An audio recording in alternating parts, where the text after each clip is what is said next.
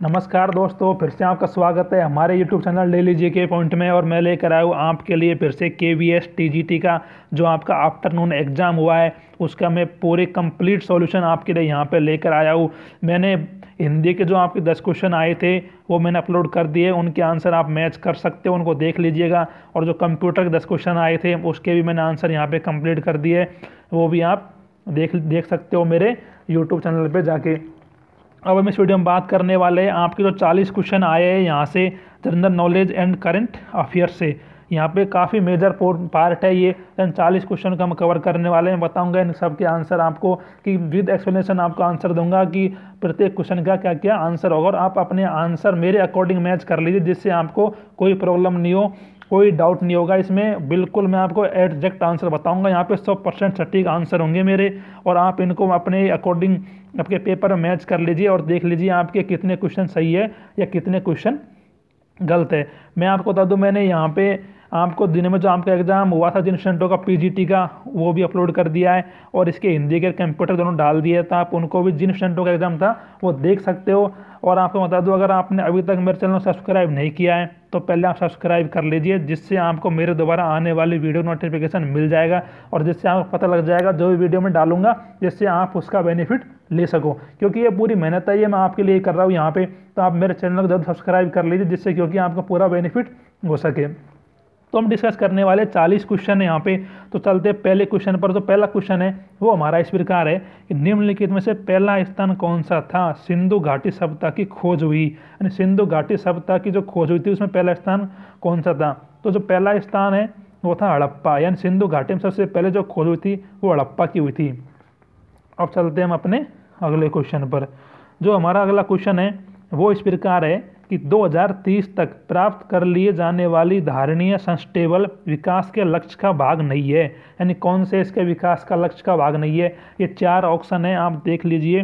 गुणवत्तापूर्वक उच्च शिक्षा तक सार्वजनिक पहुंच, सबके लिए निःशुल्क उच्च शिक्षा, सभी लड़कों और लड़कियों के लिए प्राइमरी तथा सेकेंडरी निःशुल्क शिक्षा, और सहजता से प्राप्त व्यावसायिक प्रशिक्षण तक समान पहुंच। तो इसका जो हमारा राइट आंसर होगा यहाँ पे सबके लिए निःशुल्क शिक्षा, ये सस्टेनेबल विकास लक्ष्य का भाग यहाँ पे नहीं है। तो आप इसका आंसर यहाँ पे 2 लगा लीजिए, इसका राइट आंसर होगा ऑप्शन नंबर बी। अब चलते हैं हम अपने अगले क्वेश्चन पर। जो हमारा अगला क्वेश्चन है वो इस प्रकार है, हम देख लीजिए। निम्नलिखित में से किस स्थान पर समुद्र सतह से नीचे धान की खेती का काम किया जा रहा है, यानी समुद्र सतह से नीचे धान की खेती का काम किया जा रहा है, वो स्थान कहाँ है। तो वो स्थान है हमारा कुटनाड। क्या है? कुटनाड इसका राइट आंसर हो जाएगा, यानी आपका ऑप्शन नंबर ए इसका बिल्कुल यहाँ पे राइट आंसर होगा। अब चलते हैं हमारे अगले क्वेश्चन पर। अगला क्वेश्चन है वो हमारा इस प्रकार है कि पंचायत का कार्यालय होता है, पंचायत का कार्यालय होता है, इसका हमारे 4 ऑप्शन है कि चुनाव की घोषणा की तिथि से 5 वर्ष, पिछले पंचायत के विघटन की तिथि से 5 वर्ष, परिणाम घोषित होने की तिथि से 5 वर्ष, या प्रथम बैठक के लिए निर्धारित तिथि से 5 वर्ष। तो इसका जो राइट आंसर होगा वो ऑप्शन नंबर डी होगा, यानी प्रथम बैठक के लिए निर्धारित तिथि से 5 वर्ष, इसका राइट आंसर यहाँ पे होगा। जो अगला क्वेश्चन है हमारा वो इस प्रकार है कि निम्नलिखित में से कौन सा निक्षेप अंडों की टोकरी बास्केट ऑफ एग्स स्थलाकृति का निर्माण करते हैं। तो इसका जो राइट आंसर होगा वो होगा ड्रमलिन। तो इसका राइट आंसर यहाँ क्या हो जाएगा? ड्रमलिन हो जाएगा। चलते हैं हम हमारे अगले क्वेश्चन पर। अगला क्वेश्चन है वो हमारा अभी करंट से है, तो वो इस प्रकार है कि 15वें वित्त आयोग के अध्यक्ष कौन है। तो 15वें वित्त आयोग के जो हमारे अध्यक्ष बनाए गए 2020 से 2025 के लिए इनको बनाया गया है, और इनका जो नाम है वो NK सिंह है, यानी हमारे 15वें वित्त आयोग का अध्यक्ष कौन बनाए गए? NK सिंह बनाए गए। ये काफ़ी अच्छा क्वेश्चन है और कई एग्जाम में ये क्वेश्चन अब तक पूछा जा चुका है, तो इसका राइट आंसर यहाँ पे ए हो जाएगा। अब चलते हैं हम हमारे अगले क्वेश्चन में। अगला क्वेश्चन हमारा इस प्रकार है कि भारत के उस राज्य के आहार योजना की शुरुआत की जो शहरी गरीबों को सस्ता भोजन उपलब्ध करवाती है। जो योजना की शुरुआत है वो कौन से राज्य ने की है? तो आहार योजना की जो शुरुआत है ये मैं आपको बता दूं, ये उड़ीसा राज्य ने की है, यानी नवीन पटनायक उड़ीसा के मुख्यमंत्री है। चलते अगला क्वेश्चन पर। जो अगला क्वेश्चन है वो हमारा इस प्रकार है, अगला क्वेश्चन देख लीजिए कि निम्नलिखित में से किसका संबंध स्थानिक प्रजाति एंडेमिक स्पीसीज से है। तो इसका जो राइट आंसर होगा वो यहाँ पे ये होगा कि वो प्रजाति जो केवल विशिष्ट क्षेत्र में पाई जाती है सामान्यतः प्राकृतिक या भौगोलिक रुकावटों के कारण अलग थलग होते हैं। तो इसका राइट आंसर क्या हो जाएगा? यहाँ पर ऑप्शन नंबर 4 इसका बिल्कुल यहाँ पर राइट आंसर हो जाएगा। चलते हम अगले क्वेश्चन पर। जो हमारा अगला क्वेश्चन है वो हमारा करंट जीके से है, और वो किस प्रकार है देख लीजिएगा आप।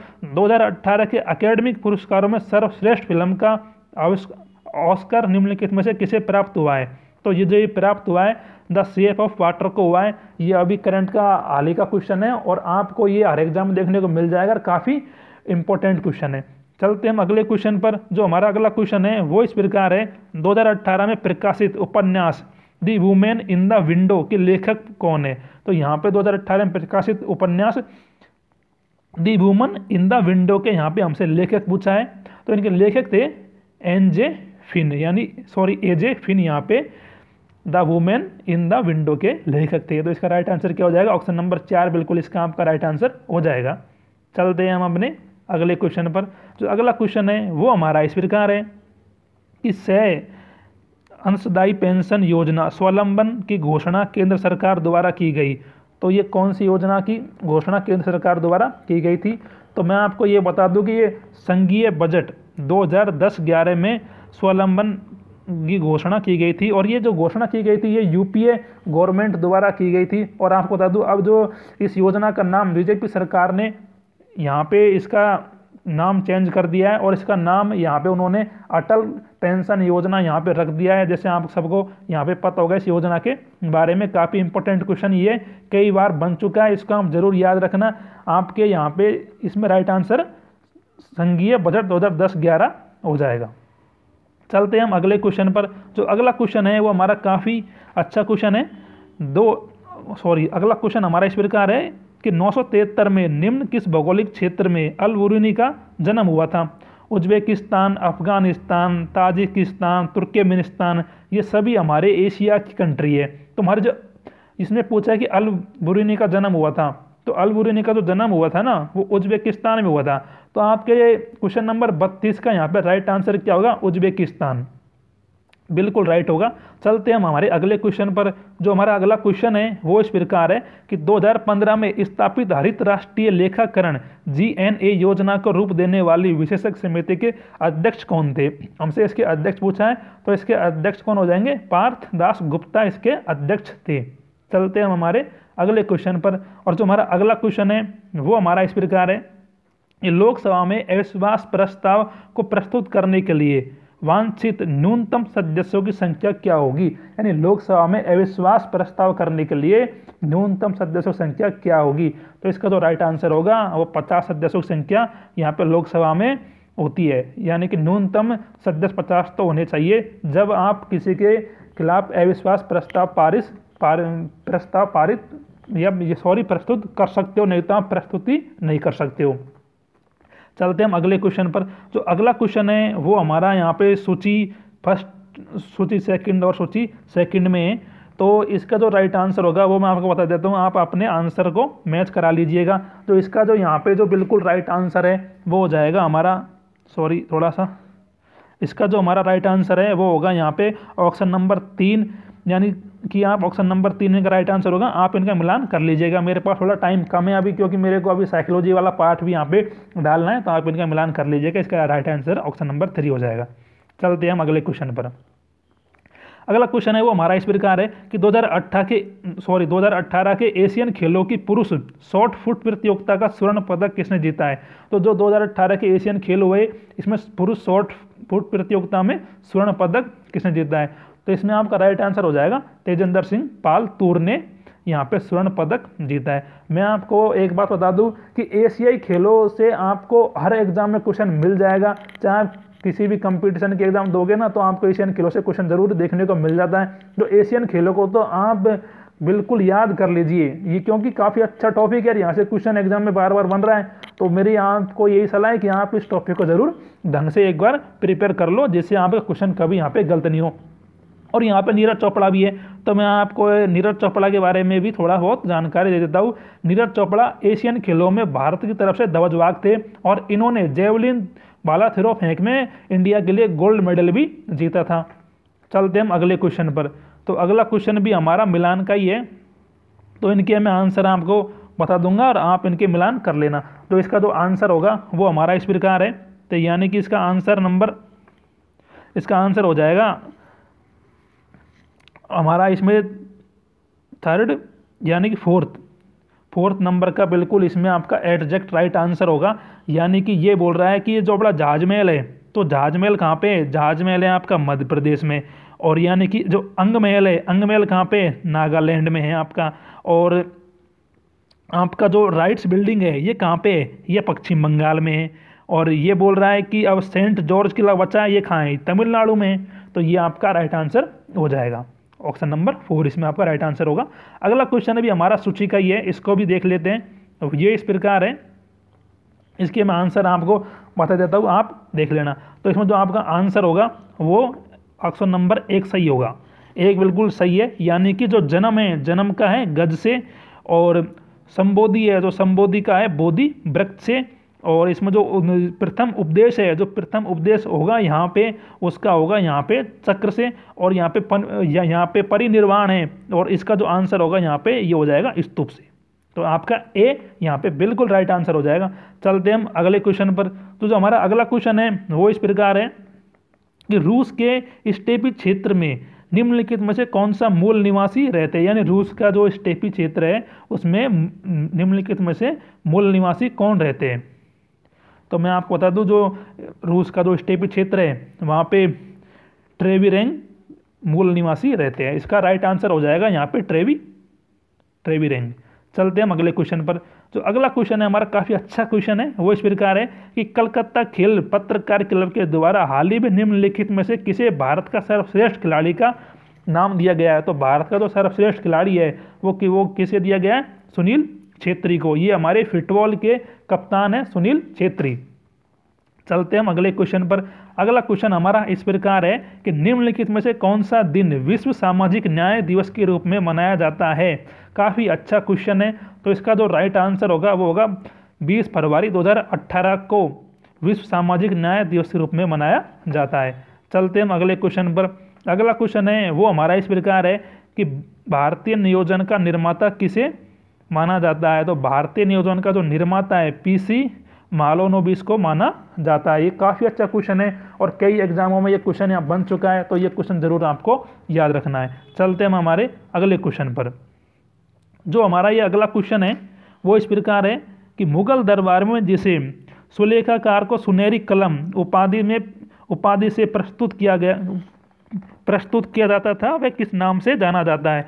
तो इसमें जो ऑप्शन है वो है सीरीन कलम, कमतारनी कलम, अम्बारीन कलम और रोशन कलम।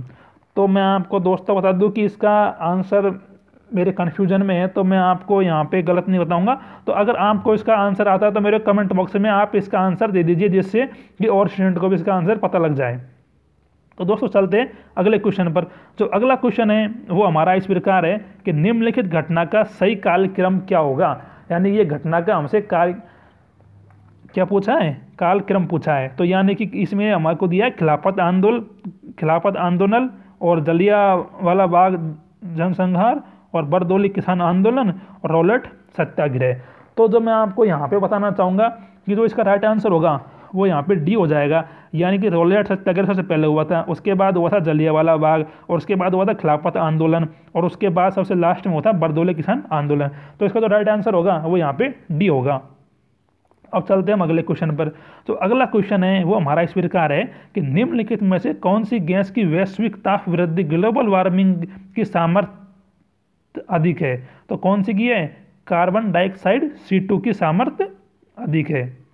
चलते हैं हम अगले क्वेश्चन पर। अगला क्वेश्चन है वो हमारा इस प्रकार है, जब लंबे समय तक अपर्याप्त वर्षा हो जिसमें समय और स्थान के अनुसार उसका वितरण भी ठीक ना हो तो उसे कहा जाता है, उसे क्या कहा जाता है? ये हमसे पूछा गया है।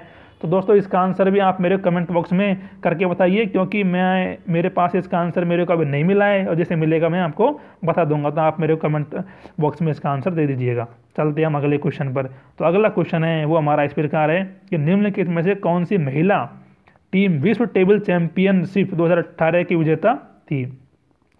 तो इसका जो राइट आंसर होगा चीन होगा। यानी चीन महिला टीम विश्व टेबल टेनिस चैंपियनशिप 2018 की विजेता थी। चलते हैं अगले क्वेश्चन पर। अगला क्वेश्चन हमारा इस प्रकार है कि शौचालयम जैवमंडलम आरक्षित क्षेत्र बायोस्फीयर रिजर्व का कुल क्षेत्रफल कितना है। तो इसका जो कुल रिजर्व क्षेत्रफल है वो यहाँ पे हो जाएगा 4755.9 किलोमीटर स्क्वायर इसका कुल क्षेत्रफल है। चलते हम अगले क्वेश्चन पर। अगला क्वेश्चन है 49वां, वो हमारा इस प्रकार है, निम्नलिखित में से किस कानून के अंतर्गत पुलिस अधिकारी के समक्ष 6 अभियुक्त द्वारा अपराध स्वीकृति को अभियुक्त के विरुद्ध सबूत के रूप में माना जाता है। तो इसके यहाँ पे ऑप्शन है पोटा 2002, टाडा 1985 और आफ्सा 1958 और यूपीए 1967।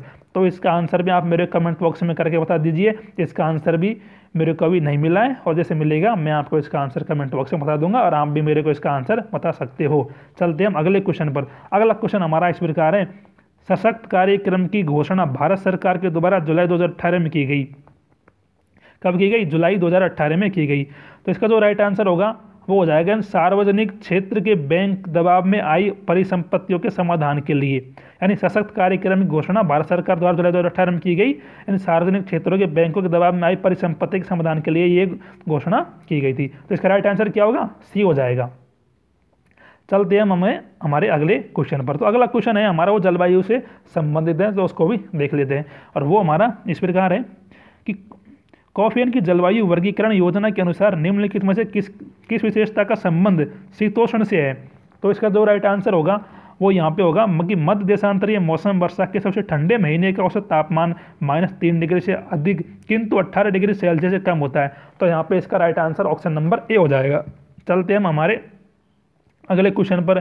जो हमारा अगला क्वेश्चन है वो इस प्रकार है कि निम्नलिखित में से क्या भारत के संविधान के भाग 3 का अंग नहीं है, यानी कौन सा भाग हमारे संविधान का अंग नहीं है, ये हमसे पूछ रहा है। तो इसका तो राइट आंसर हो जाएगा भाग 3 का अंग नहीं है। तो भाग 3 का अंग नहीं है, तो इसके हमारे जो ऑप्शन है वो आप देख लीजिए कि किसी भी व्यक्ति को जो किसी अपराध का अभियुक्त हो और अपने विरुद्ध कार्रवाई देने के लिए बाध्य नहीं किया जाए।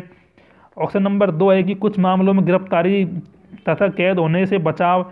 ऑप्शन नंबर 3 है न्यायपालिका को कार्यपालिका से पृथक करना।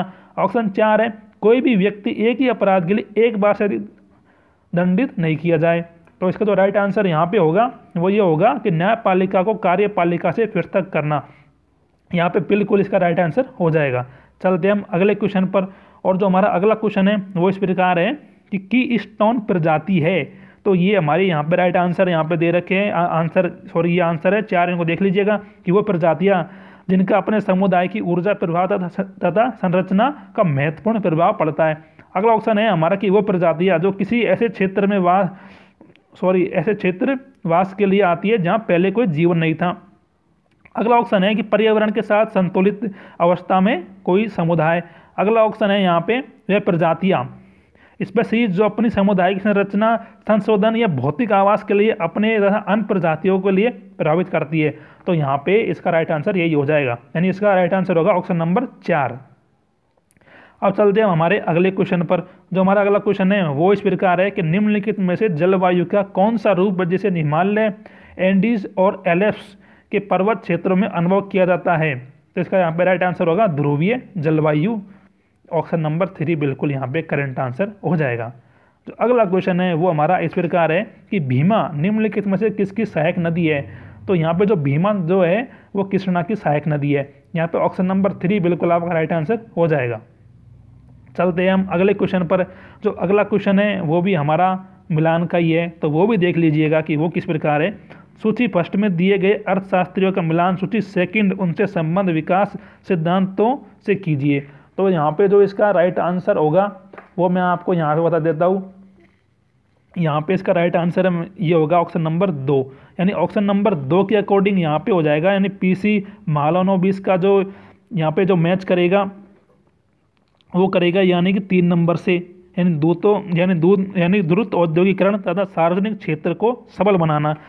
तो आप इनको मैच कर लीजिएगा। इसका राइट आंसर यहाँ पे ऑप्शन नंबर बी हो जाएगा। तो चलते हम अगले क्वेश्चन पर। जो अगला क्वेश्चन है वो इस प्रकार है कि किसानों के द्वारा ऊर्जा उत्पादन को प्रोत्साहित करने के लिए सूर्य शक्ति किसान योजना इकाई किस राज्य सरकार द्वारा पहल की गई। तो जो इसका राइट आंसर होगा ये होगा गुजरात। ये अच्छा क्वेश्चन है, करंट का काफी एग्जाम में देखने को मिल जाता है। चलते हैं हम अगले क्वेश्चन पर। तो अगला क्वेश्चन हमारा इस प्रकार है, निम्नलिखित में से किस संस्था को विश्व प्रसन्नता रिपोर्ट प्रकाशित की है। तो यानी कि जो विश्व प्रसन्नता रिपोर्ट प्रकाशित की है वो किस संस्था ने की है, तो वो की है संयुक्त राष्ट्रीय संघ ने। इसका राइट आंसर ऑप्शन नंबर 4 आपका बिल्कुल यहाँ पर राइट आंसर होगा। तो चलते हैं हम अगले क्वेश्चन पर। जो अगला क्वेश्चन है वो हमारा इस प्रकार है कि भारत में ताजे पानी की सबसे बड़ी झील है। तो भारत में ताजे पानी की तो सबसे बड़ी झील है वो है वूलर झील है। और ये क्वेश्चन है काफ़ी अच्छा क्वेश्चन है, एग्जाम में देखने को मिल जाता है और काफ़ी एग्जामों में ये क्वेश्चन रिपीट हो चुका है। तो ये काफ़ी अच्छा क्वेश्चन है। तो हमारा current affairs and general knowledge का हमारा आज का जो लास्ट क्वेश्चन है वो इस वीडियो का देख लेते हैं। वो इस प्रकार है कि चिदम्बरम का चोल मंदिर किस धार्मिक समूह से संबंधित है। तो चिदम्बरम का जो चोल मंदिर है वो नयनार से संबंधित होगा। तो ये हमने आपके साथ में 40 क्वेश्चन करंट जीके के और यहाँ पे सामान्य ज्ञान के जनरल नॉलेज के क्वेश्चन मैंने आपको डिस्कस कर लिए हैं आपके साथ में। आप इनके आंसर मेरे अकॉर्डिंग अपने पेपर में लगा लीजिएगा और देख लीजिए कि आपके कितने आंसर यहाँ पे राइट हो रहे हैं। हिंदी कंप्यूटर मैंने डाल दिया है, उम्मीद है कि आप उनको देख लोगे, क्योंकि बिल्कुल मैंने सटीक आंसर वहाँ पे दिए है और आप अपने उत्तरों का सही आकलन कर सकोगे। अगर आपको मेरी वीडियो पसंद आती है तो मेरे चैनल को जरूर सब्सक्राइब करें, जिससे आपको आने वाली वीडियो का बेनिफिट मिल सके। क्योंकि आपको पता लग जाएगा जैसे मैं वीडियो अपलोड करूँगा ना तो आपको नोटिफिकेशन आ जाएगा और आप उस वीडियो का लाभ ले सकोगे। क्योंकि जब आपको KVS रिलेटेड जो भी सूचना है वो मेरे चैनल सबसे पहले मिल जाएगी, चाहे PRTO, TGTO, PGTO सब की जो सूचना है सबसे पहले मेरे चैनल पे मिल जाएगी आपको। और अभी इसका जो साइकोलॉजी का पार्ट बचा हुआ है यानी पेडोलॉजी का, वो भी मैं जल्दी अपलोड कर दूंगा, तो उसको भी आप ज़रूर देख लेना। तो थैंक्स फ्रेंड, मिलते हैं अगले वीडियो में।